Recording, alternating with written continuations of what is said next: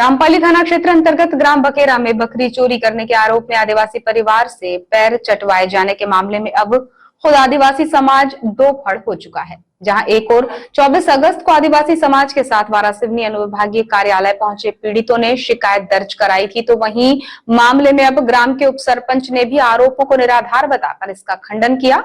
अब आदिवासी समुदाय के साथ हुई इस हरकत की सच्चाई का पता लगाने जब आदिवासी समाज के नेता पीड़ित परिवार से मिलने पहुंचे, तब पता चला कि बकरी चोरी की घटना को एक राजनीतिक रंग दिया गया है और एक मंच प्रदान करने के उद्देश्य से ग्राम के कुछ लोगों ने आदिवासी परिवार को बहला फुसलाकर इस प्रकार की शिकायत दर्ज कराई है, जिसका अब आदिवासी समाज के पदाधिकारियों ने भी विरोध किया है। दरअसल 24 अगस्त को ग्राम बकेरा के घनश्याम टेकाम और राम टेकाम ने अपने अन्य साथियों के साथ वारासिवनी अनुविभागीय कार्यालय पहुंचकर शिकायत दर्ज कराई थी कि बकरी चोरी के मामले में ग्राम बकेरा के उप सरपंच प्रताप बिसेन सहित अन्य 3 लोगों के द्वारा 6000 जुर्माना राशि वसूल की गई, जबकि मारपीट कर उनसे अपने पैर भी चटवाए, जिसकी शिकायत अनुविभागीय अधिकारी शोभना ठाकुर से की गई, जिस पर अनुविभागीय अधिकारी द्वारा मामले की जांच का आश्वासन दिया गया। लेकिन इसी बीच सोशल मीडिया में आदिवासी समाज के लोगों से पैर चटवाए जाने की खबर तेजी से वायरल हुई, जिसके बाद आदिवासी समाज के लोगों ने भी मामले को संज्ञान में लेते हुए पीड़ित परिवार से मिलने पहुंचे। लेकिन ग्राम में पहुंचते ही मामले की हकीकत जानकर सामाजिक पदाधिकारियों के भी होश उड़ गए, जिसके बाद सामाजिक पदाधिकारियों ने ग्राम के ही कुछ लोगों के साथ वारासिवनी अनुविभागीय कार्यालय पहुंचकर मामले की निष्पक्ष जांच कराने की मांग की है, जबकि आदिवासी परिवार को बहकाने वालों के खिलाफ और एट्रोसिटी एक्ट के दुरुपयोग करने के मामले में भी कार्यवाही करने की मांग की है। मामले में 25 अगस्त को वारासिवनी पहुंचे सर्व आदिवासी समाज के प्रदेश अध्यक्ष भुवन सिंह कोर्राम ने जानकारी देते हुए बताया कि 24 अगस्त को सोशल मीडिया और समाचार पत्रों में सीधी जैसी घटना की पुनरावृत्ति होने की जानकारी ग्राम बकेरा से मिली, जिसकी सच्चाई का पता लगाने समाज का एक दल 25 अगस्त की सुबह ग्राम बकेरा पीड़ित परिवार से मुलाकात करने पहुंचा। लेकिन यहाँ पता चला कि इस प्रकार की कोई घटना ही नहीं हुई है।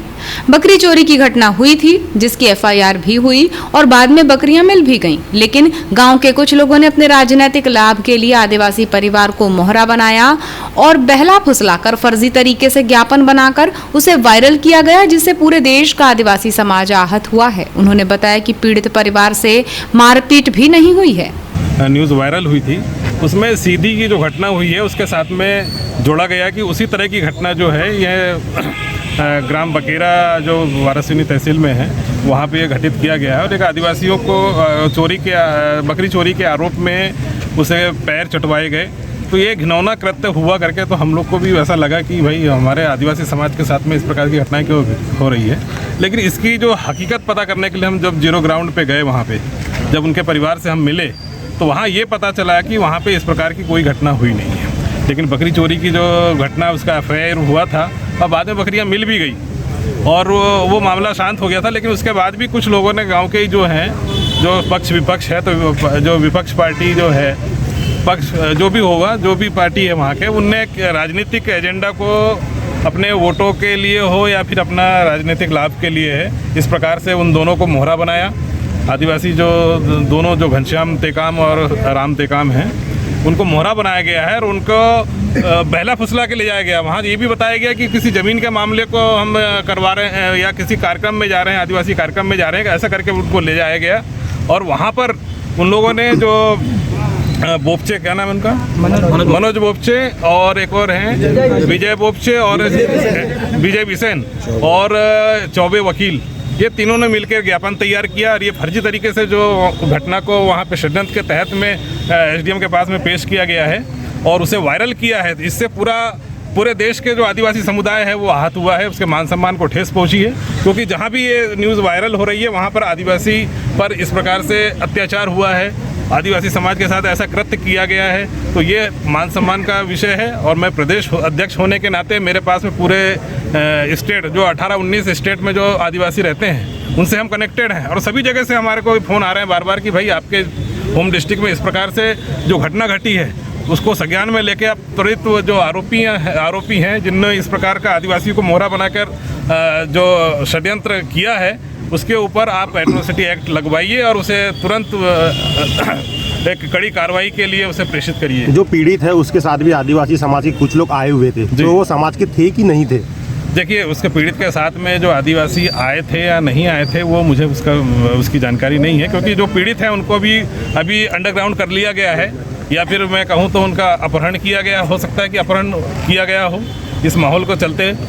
ये हो सकता है, इसलिए उनसे मुलाकात नहीं हुई। लेकिन उसके परिवारजन जो हैं, उनके चाचा हैं, उनकी चाची हैं, उनके भाई हैं। आप कल बकेरा भी गए थे, पीड़ित पक्ष से आपकी बात भी हुई, क्या कहना था उनका? उनका कहना यही था कि इस प्रकार की जो घटना, जो शर्मसार करने वाली, जो अमानवीय घटना है, जो पैर चटाने वाली, वो तो बिल्कुल नहीं हुई। मारपीट भी नहीं हुई है, कोई थोड़ी बहुत गाली गलौज बकरी वाले काम में थोड़ा सा उनका गर्मा गर्मी हुई थी, बस इतनी बात को उन्होंने बताया। वहीं मामले की जांच करने वारासिवनी पहुंचे अजाक संघ के जिलाध्यक्ष घनश्याम परते ने बताया कि कल हमें मीडिया के माध्यम से जानकारी मिली कि सीधी के बाद बालाघाट के आदिवासी परिवार के साथ घटना हुई है, जिसकी जांच एसडीएम वारासिवनी द्वारा की जा रही है। लेकिन कल के मामले में पूरे समाज और पूरे जिले को बदनाम किया गया है। अगर मामले में जरा सी भी सत्यता है तो दोषी के खिलाफ कार्यवाही की जाए, लेकिन यदि मामले में सत्यता नहीं है तो फर्जी शिकायत करने वालों पर भी कार्यवाही होनी चाहिए, क्योंकि एट्रोसिटी एक्ट आसान धारा नहीं है और उसका ऐसा दुरुपयोग करने के मामले भी कार्यवाही हो, क्योंकि एट्रोसिटी एक्ट का सही महत्व लोगों को समझ आए।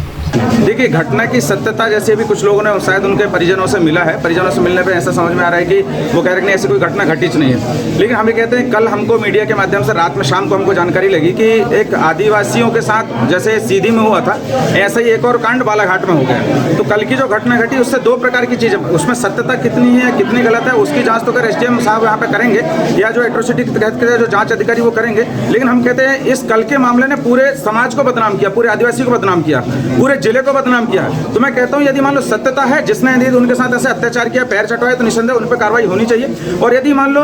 उसने ऐसी कोई अपराध नहीं किया, तो निसंदेह जिसने ऐसे फर्जी एफआईआर दर्ज करवाई है या फर्जी जिसने शिकायत दर्ज की है, ऐसे व्यक्ति पर भी एफआईआर दर्ज हो सकती है, उस पर भी कार्रवाई करने का प्रावधान एट्रोसिटी एक्ट के तहत है। क्योंकि एट्रोसिटी एक्ट इतने आसान एक्ट नहीं है, इतना आसान अधिनियम नहीं है कि हम ये चाहें कि आज हमें कहते हैं कि इसने हमारे साथ अपराध किया और कल हम ये कहते हैं नहीं ऐसा कुछ नहीं हुआ। ये एट्रोसिटी एक्ट का मजाक बनाने जैसा होता। तो मैं तो एसडीएम साहब से अनुरोध करूंगा, आज हम अपनी पूरी टीम के साथ आए हैं कि एसडीएम साहब इसको संज्ञान में लें, एफआईआर दर्ज करें और जांच करें, निष्पक्षता के साथ जांच करें। यदि अपराधी ने अपराध किया, जिस पर नाम उन्होंने आरोप लगाया, यदि वो अपराधी है उसको सजा दें, यदि वो अपराधी नहीं है निष्पक्ष जांच करके यदि मान लो गलत रिपोर्ट होती है तो उस पर भी कार्रवाई हो। हम इतना चाहते हैं ताकि एट्रोसिटी एक्ट का सही महत्व समझ में आए लोगों को और उसका मिसयूज भी ना हो सके।